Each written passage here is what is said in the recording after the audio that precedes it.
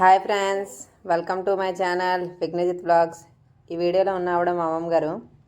మొన్న రీసెంట్గా మా చెల్లి జాన్ 6th డెలివరీ అయిందనమాట.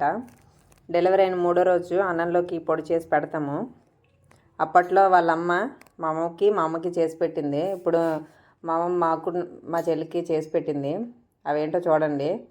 ముందుగా 100 grams జీలకర్రను తీసుకొని లైట్గా ఫ్రై చేయాలి. లైట్గా ఫ్రై చేసిన తర్వాత ధనియాలు కూడా తీసుకోవాలి. 100 grams తీసుకున్న వాటిని లైట్గా ఫ్రై చేసేయాలి. అవి కూడా తీసి పక్కన పెట్టాలి.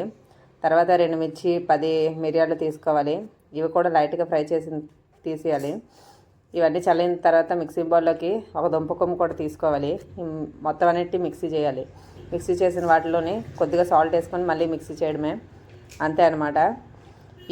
ఈ పొడిని వేడి అన్నంలోకి వేడి నెయ్యి ఈ పౌడర్ తీసుకుని తినాలన్నమాట.